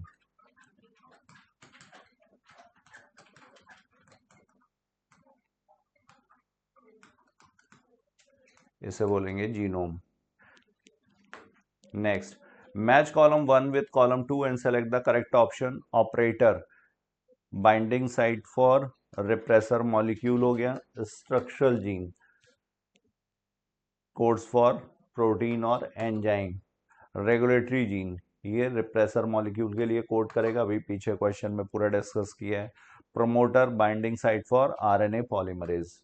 तो करेक्ट मैचिंग यहाँ पर कौन सी हुई, ए इज फोर्थ, एक ही में दिया हुआ है, आंसर हो जाएगा यहाँ पर fourth 158। Now we move to other question, question number 159, which of the following is a proteolytic enzyme. Proteolytic का मतलब प्रोटीन की जो लिसिस करेगा, ब्रेक डाउन करेगा।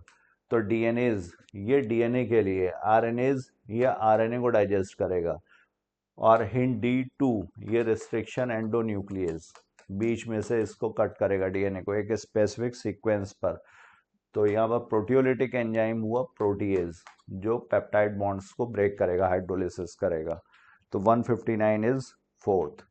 Now we move to other question, question number 160, match column 1 with column 2। Sigma factor, sigma factor ये initiation के लिए, rho factor ये टर्मिनेशन के लिए, सिग्मा फैक्टर, रो फैक्टर।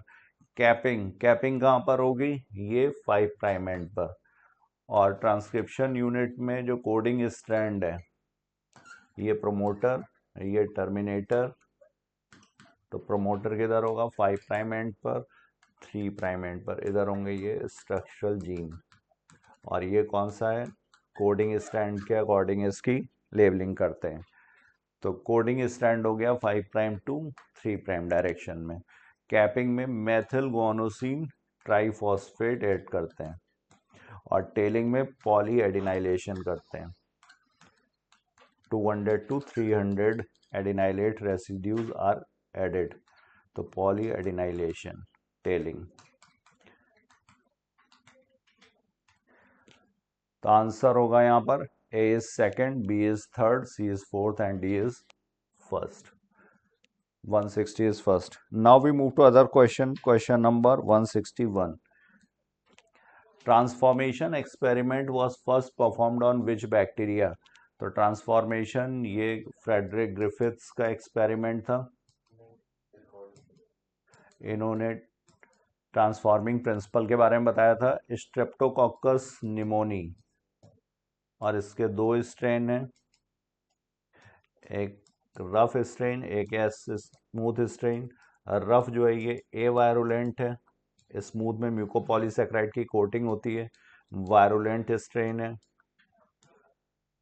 तो ट्रांसफॉर्मेशन एक्सपेरिमेंट ये किस पे था? स्ट्रेप्टोकोकस निमोनी पे। 161 is second. Now we move to other question. Question number 162. The last chromosome sequenced in Human Genome Project. तो ये मेगा प्रोजेक्ट था, 13 साल लगे थे, मई 2006 में, लेकिन क्रोमोसोम 1 का सीक्वेंसिंग हो पाया था। और सबसे बड़ा है ये, टोटल जीन्स हैं 2968। वाई सबसे स्मॉलेस्ट है, इसमें टोटल नंबर ऑफ जीन्स हैं 231। तो आंसर होगा 162 का fourth. Now we move to other question. Question number 163। Which is the cellular factory responsible for synthesizing proteins? तो प्रोटीन्स की सिंथेसिस के लिए हमें चाहिए होगा राइबोसोम, और इसी को बोलते हैं प्रोटीन फैक्ट्री। यहाँ पर दो सब यूनिट्स प्रोकैरियोट्स अगर हैं तो प्रोकैरियोट में 70S टाइप का होगा, 70S के दो सब यूनिट्स 30S और 50S। और यूकैरियोटिक सेल है तो यूकैरियोटिक में 70S और 80S दोनों होते हैं, 80S as well as 70S। ये ऑर्गेनेल के अंदर होगा। 80S में यहाँ पर दो सब यूनिट 40S एंड 60S। तो आंसर हो जाएगा यहाँ पर first. Now we move to other question. Question number 164। Label A and B correctly. तो यहाँ पर ये फॉस्फेट दिखाया हुआ है, ये 5 प्राइम एंड पे, और ये पॉलीन्यूक्लियोटाइड चेन है, और ये इसका 3 प्राइम एंड है, हाइड्रोक्सिल ग्रुप होगा। तो A यहाँ पर 5 प्राइम एंड और B यहाँ पर 3 प्राइम एंड। ये एंटी पैरेलल पोलैरिटी शो करता है डीएनए। एंटी पैरेलल पोलैरिटी क्या हो गई? दो स्ट्रैंड्स हैं, तो एक का हेड एंड तो दूसरे का यहाँ पर टेल एंड होगा। शुगर का ओरिएंटेशन डिफरेंट होता है, इस वजह से ये पोलैरिटी डिफरेंट होगी। तो 164 का करेक्ट आंसर होगा first. Now we move to other question. Question number 165। The two chains of DNA helix structure of B DNA. तो मोस्टली जो ये होते हैं A B C D Z, इसमें से जेड डीएनए जो है वो लेफ्ट हैंडेड फैशन में इसकी कॉइलिंग है। वैसे जो मोस्टली हैं वो कैसे हैं? Right handed fashion. तो बी डीएनए इसी का डिस्क्रिप्शन दिया होता है यहाँ पर। ये डायमीटर इसका 20 एंगस्ट्रॉम, पिच जो होगी एक कंप्लीट टर्न में जितना ये ट्रेवल करेगा डिस्टेंस, ये यहाँ पर 34 एंगस्ट्रॉम।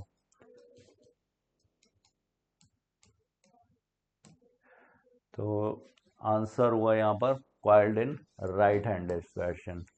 जेड डीएनए जो होगा वो left handed fashion. Now we move to other question. Question number 166। Express sequence tags ESTS refer to. तो ये ह्यूमन जीनोम प्रोजेक्ट में सीक्वेंसिंग के लिए दो टेक्निक्स थी, एक है ESTS और दूसरा है sequence annotation. Sequence annotation ESTS में यहाँ पर उन जीन्स को सीक्वेंस किया जाएगा जो अपने आप को एक्सप्रेस करती हैं एज RNA।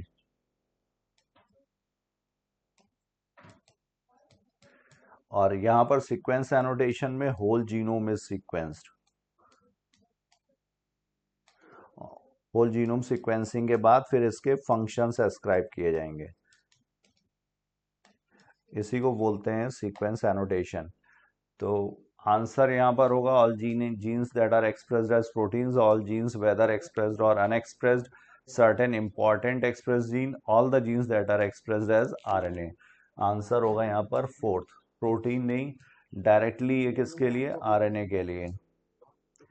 तो 166 is fourth. Now we move to other question. Question number 167.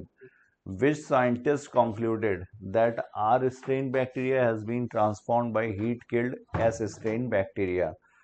तो जब heat killed S strain को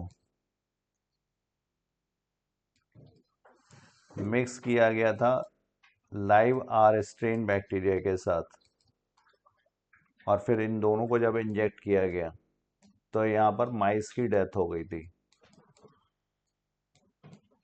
और माइस की डेथ किस वजह से हुई थी, क्योंकि हीट किल्ड एस स्ट्रेन की वजह से आर स्ट्रेन जो था ये चेंज हो गया था, ट्रांसफॉर्म हो गया था एस स्ट्रेन में। और एस स्ट्रेन हमें पता है ये क्या है, ये वायरुलेंट है, पैथोजेनिक है, डिजीज कॉज करता है।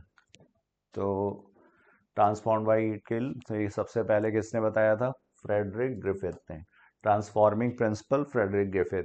Avery, Colin MacLeod and Maclyn McCarty, इन लोगों ने क्या किया था, इन लोगों ने कंक्लूड किया था that DNA is genetic material,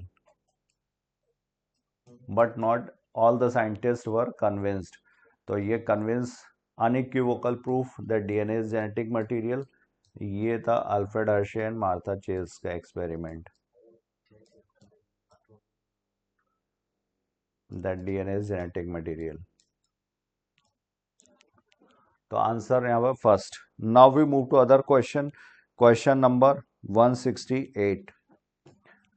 which chemical compound is used by Meselson and Stahl? तो मेसेल्सन एंड एस्टाल ने semi conservative mode of DNA replication, इसको एक्सपेरिमेंटली प्रूव किया था, डीएनए रेप्लिकेशन। और इन्होंने यूज किया था caesium chloride density gradient centrifugation.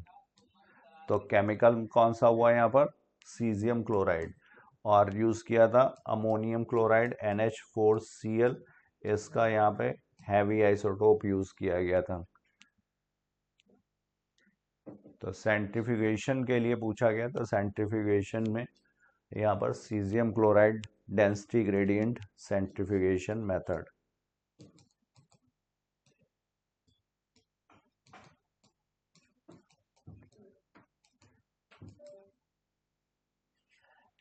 Now we move to other question. Question number 169. The in chromatin are seen as beads on string structure when viewed under electron microscope. तो ये nucleosomes थे जो beads on string, जैसे माला में मोती पिरोए जाते हैं उस तरह से दिखाई पड़ते हैं न्यूक्लियोसोम्स। और न्यूक्लियोसोम्स में हिस्टोन का ऑक्टामर होगा H2A, H2B, H3 और H4, इनके दो दो यूनिट्स होंगे, तो इनको बोला जाएगा डाइमर। और इसके अलाउंड डीएनए रैप होगा 1 and 3/4 ton. Now we move to other question. Question number 170. Which process is being depicted in this figure? तो यहाँ पर HNRNA की प्रोसेसिंग हो रही है और इसमें ये इंट्रॉन्स को रिमूव किया जा रहा है with the help of spliceosome. Spliceosome is made up of snRNA plus proteins, pronunciate करते हैं स्नब्स, इंट्रॉन्स को रिमूव करते हैं, एक्सॉन सिर्फ mRNA में आएंगे। और दूसरा यहाँ पर दिखाया गया है कैपिंग 5 प्राइम एंड पे, तो यहाँ पर splicing as well as capping both 1 and 2। Now we move to other question. Question number 171. What is the shape of replication fork formed during replication? तो यहाँ पर शेप कैसा होगा, Y शेप होगा, ये 3 प्राइम एंड, ये 5 प्राइम एंड, ये leading strand, ये यहाँ पर लैगिंग स्ट्रैंड, ओकाजाकी फ्रैगमेंट जोड़ा जाएंगे फिर ये डीएनए लाइगेज की मदद से। फॉस्फोडाइस्टर लिंकेज ये एस्टेब्लिश करता है।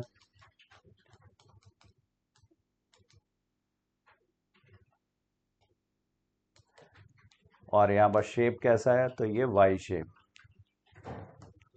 Now we move to other question 172nd. Exons are said to be those sequences that appear in. तो अभी हम लोगों ने देखा है इंट्रॉन्स जो होते हैं ये रिमूव किए जाते हैं स्प्लाइसिंग में। इंट्रॉन्स जो आपको एक्सप्रेस नहीं करेंगे डीएनए के वो सेगमेंट्स, एक्सॉन्स जो अपने आप को एक्सप्रेस करते हैं। तो mature RNA exons present in mature RNA या प्रोसेस्ड आरएनए भी। तो आंसर क्या होगा, both 1 and 2। Now we move to other question number 173rd. Two nucleotides are linked through phosphodiester linkage to form a dinucleotide. तो यहाँ पर दो न्यूक्लियोटाइड्स जो लिंक होंगे वो 3 प्राइम 5 प्राइम फॉस्फोडाइस्टर लिंकेज। ये यहाँ पर CS2 हाइड्रोक्सिल ग्रुप, यहाँ पे फॉस्फेट आकर के जुड़ेगा तो ये 5 प्राइम एंड यहाँ पर ये हाइड्रोक्सिल ग्रुप और है तो ये रिएक्ट कर सकता है दूसरे न्यूक्लियोटाइड से। ये नाइट्रोजन बेस शुगर और ये न्यूक्लियोटाइड बन गया पूरा फॉस्फेट के साथ मिल करके। नेक्स्ट जो आएगा यहाँ पर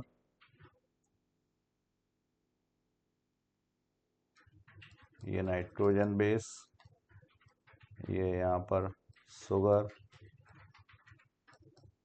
और ये यहाँ पर फॉस्फेट। तो फॉस्फेट का जो ये हाइड्रोक्सिल ग्रुप होगा इसके साथ रिएक्ट करेगा, H2O निकलेगा, माइनस H2O होगा यहाँ पर और ये जो बॉन्ड बनेगा ये 3 प्राइम 5 प्राइम फॉस्फोडाइस्टर लिंकेज कहलाएगा। तो ये आंसर होगा 3 prime 5 prime phosphodiester linkage. Now we move to other question number 174। Who propose the double helix model for the structure of DNA. तो डबल हेलिक्स मॉडल ये किसने दिया था, ये वॉटसन एंड फ्रांसिस क्रिक ने दिया था। ये एक्सरे डिफ्रैक्शन डेटा पर बेस्ड था और ये एक्सरे डिफ्रैक्शन डेटा किसका था, तो Morris Wilkins and Rosalind Franklin ने प्रोवाइड किया था। तो आंसर यहाँ पर क्या हुआ, फर्स्ट वॉटसन एंड क्रिक का मॉडल था और ये किस पे बेस्ड था, ये चरगाव्स रूल पर। तो number of purines is equal to number of pyrimidines Chargaff's rule के according. Adenine plus guanine upon T plus C is equal to 1। तो 174 का करेक्ट आंसर हो गया फर्स्ट।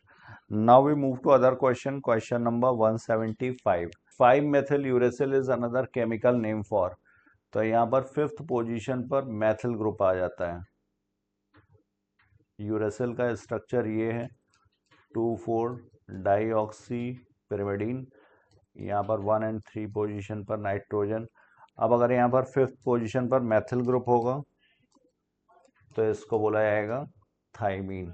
तो 5-methyl uracil is other chemical name for thymine और ये nitrogen base है pyrimidine का।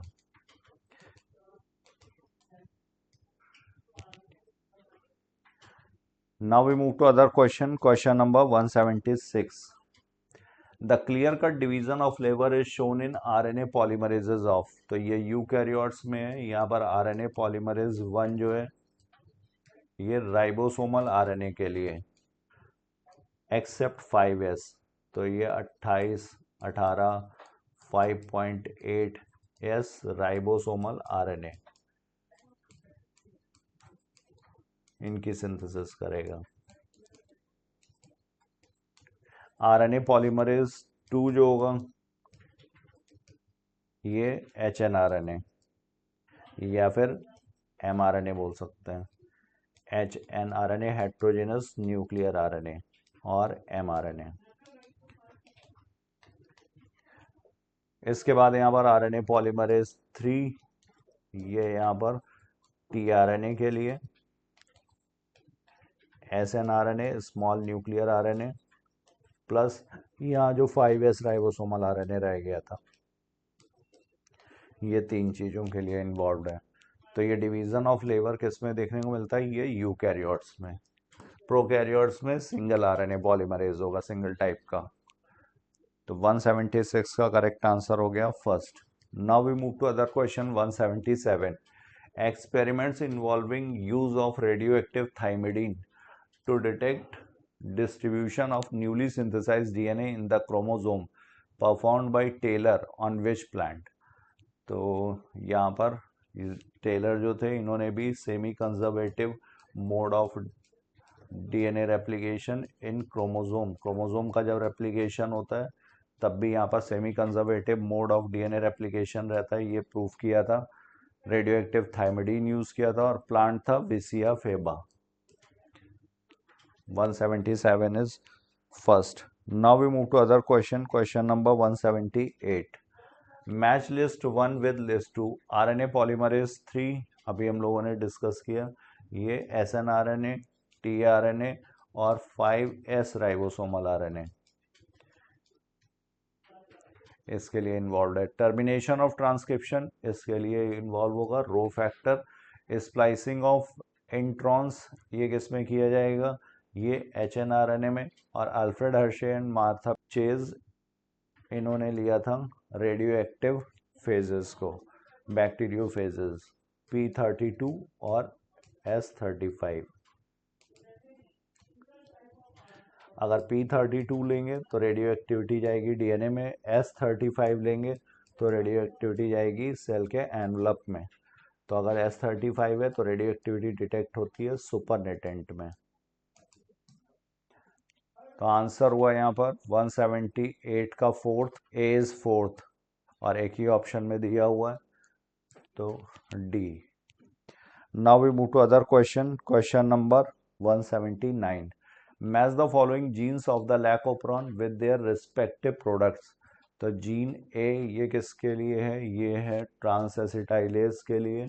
Y is for permease, Z is for beta galactosidase और जीन आई ये रिप्रेसर प्रोटीन, रिप्रेसर एमआरएनए बनाएगा, रिप्रेसर प्रोटीन, और ये निगेटिवली इसको इनिबिट करेगा। तो निगेटिव रेगुलेशन का एग्जाम्पल है ये। A is second, B is third, C is fourth and D is first. Answer will be fourth. Now we move to other question. Question number 180.